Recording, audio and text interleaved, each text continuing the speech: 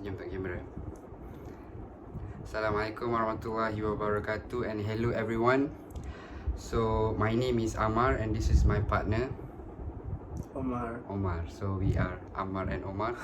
So we are pairing for our video assignment on Independence Hero. So the Independence Hero that we chose is Ibrahim Haji Yaakob. So before we start, first and foremost, we're gonna give a little background information on him. So his full name is Ibrahim bin Yaakob, and he was born on 20th November 1910 at Tanjung Kertau, Chenor, Temerloh, Pahang. So he was born at Pahang. But he is from a Bugis descendant from South Sulawesi because his parents migrated from Riau, Indonesia to Temerloh, Pahang. And little background on his family. His father was an ustad, cikgu agama. He teaches religions at school and he is respected by many. But unfortunately, when Ibrahim Yaakob was 2 years old, his parents divorced when he was 2 years old, and he lived with his mother, Hawa binti Hussein. So that's all on his background and his family background, a little bit of his family background. So moving on to the cultural aspect, and the first cultural aspect we're going to touch on values. So I will give two values that he prominently have. So the first one is, the most prominent one is nationalism. So he has this value because he formed Kesatuan Melayu Muda, KMM for short. So KMM, the objective of this association is to achieve independence for his country, for our country, for Malaya, through union with Indonesia. KMM was formed in 1938 when he was 28 years old.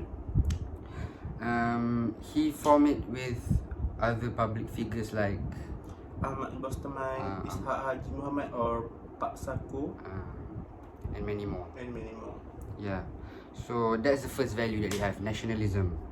The second value that he has is determination, because Ibrahim Haji Yaakob was determined to cooperate with the Japanese forces,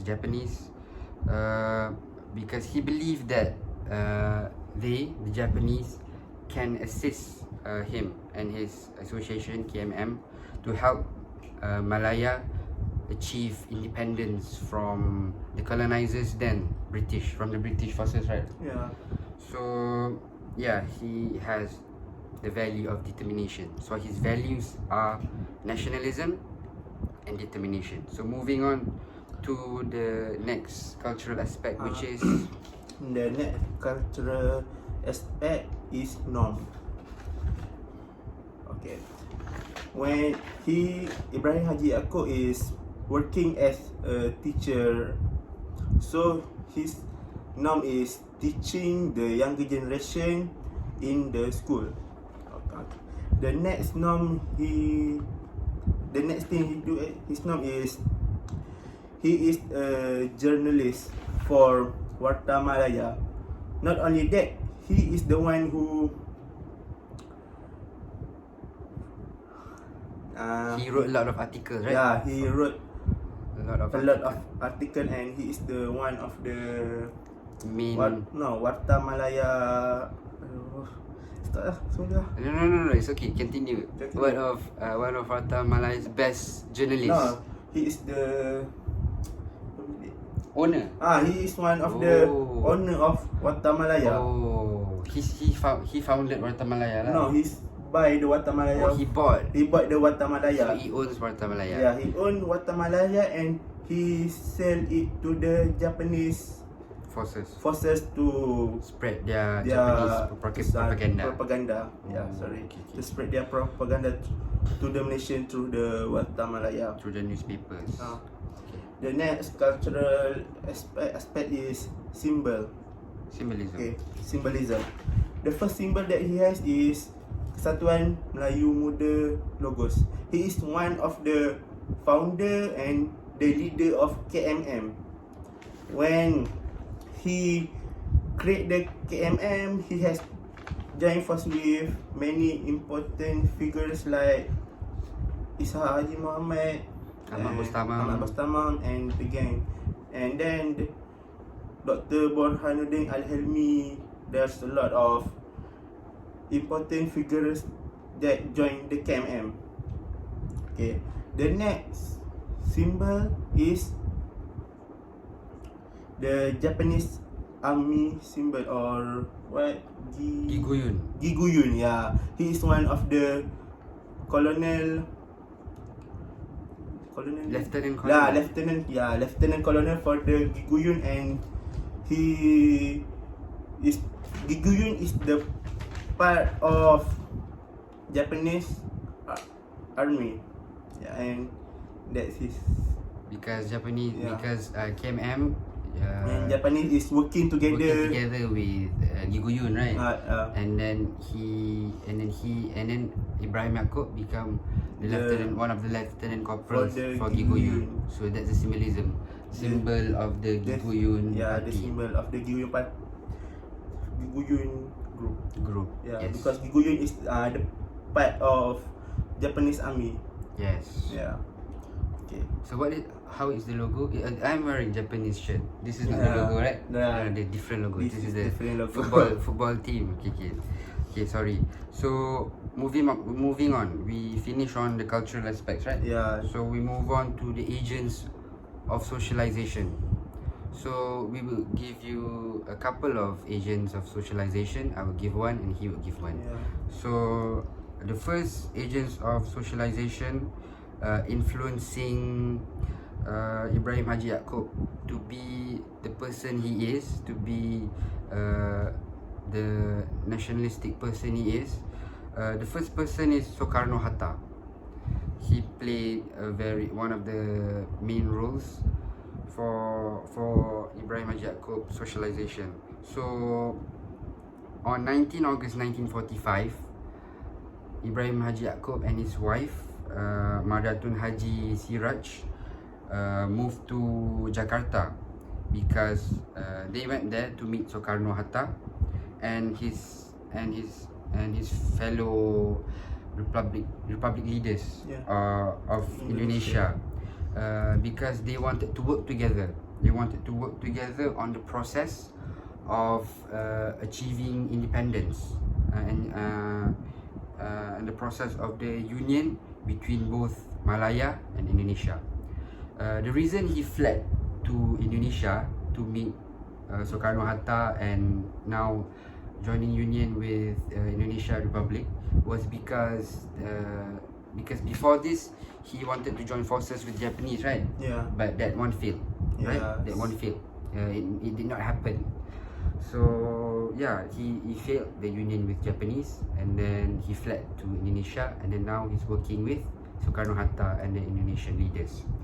So that is one of the agents of socialization, and the other agent is Pendeta Zakbar. He is one we call Pendeta Bahasa Melayu because he is one of the first person who wrote the dictionary of Malay.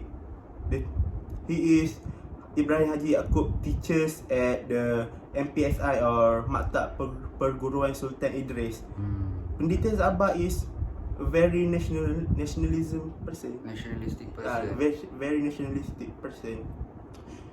At that time, in his study at MPSI, that was the first time he knows and influenced by the nationalism movement in our country. So that's all. Yeah, so that's all. on Zabah, Pendeta Yeah, Pendeta Zabah. Zabah. Pendeta Zabah was Ibrahim Haji Yaakob's teacher And mentor. and mentor at MPSI, where he was exposed to nationalism and patriotism. Yeah. So that's all on the agents of socialization. Moving on to the second last part, development. His development to become a hero, to become an independence hero. So he developed himself as a hero when he got his education at MPSI, Yeah. Maktab Perguruan Sultan Idris, where he started his education at MPSI on 1928 when he was 18 years old, and he graduated 2 years later when he was 20 years old, and he became a teacher. When he was getting his education as a teacher at MPSI, he was exposed to a lot of nationalism movements and all. So that's how how that nationalism and patriotism spirit was planted in him when he was in MPSI, when he was a student. So that was one of the places where of his development. And the second one was when he formed KMM, Kesatuan Melayu Muda. That was also a big part of his development as a hero, as an independence hero. Maybe KMM that he founded did not reach their objective, which is to help Malaysia, Tanah Melayu then, to achieve independence from British and then from Japanese, and then working with Indonesia to make Indonesia Raya, or Malaysia Raya, but that one all didn't work out, right? Yeah. But from founding the KMM, many of the KMM members after that joined UMNO. Yeah. They formed many of the KMM members from the UMNO to get the independence from the Malayan Union. Yes. So maybe KMM failed, but the spirit moved to UMNO, and then that's how UMNO became the party that led Tanah Melayu to Tanah Melayu's independence. So if there was no KMM, there would be no UMNO, and then there would be no independence. Because many of the UMNO core member from KMM. Yes. So that's how it is important. That's how important KMM is to Malaysia's independence. That's how he developed himself as a hero, and that's why he is a hero. Right? Okay. Is he a hero? Yeah, he is a hero. He is a hero. So are we going to conclude now? Yeah. Yeah. For the conclusion, I think that Ibrahim Haji Yaakob is one of the important national hero that most of us doesn't know or hear about it, because of he used a risky method like working with the Japanese or Giguyun, or become their agent to spread the propaganda. But because of it, our country has achieved the independence. In the end. In the end, our country got the independence, even though he is not one of the person. The influence. He is not the person that directly made Malaysia independent. Directly negotiate with the British government to get our independence. Even though he isn't the one who directly negotiated with. Yeah, okay. So that's how important he is, and to acknowledge his importance and his status as an independence hero, there are a couple of places named after him. Yeah. For example, SMK Datuk Ibrahim Yaakob, a secondary school at Kuala Lumpur, and another one is a residential college at UKM, Universiti Kebangsaan Malaysia at Bangi, named College Ibrahim Yaakob. These couple of places are named after him to recognize him as a hero. Yeah. And we both, Ammar and Omar, also recognize him as an independence hero. One of the independence hero for our country's independence. So is that all from us? Yeah. Yeah, that's all. That's all from us, from Ammar and Omar, the dynamic duo. So thank you for watching. If you watch this to the end, we would like to thank Mr. Mark for guiding us in this video assignment. That's all for us. See you again. Thank you. Assalamualaikum. Cakap assalamualaikum. Assalamualaikum. Bye bye.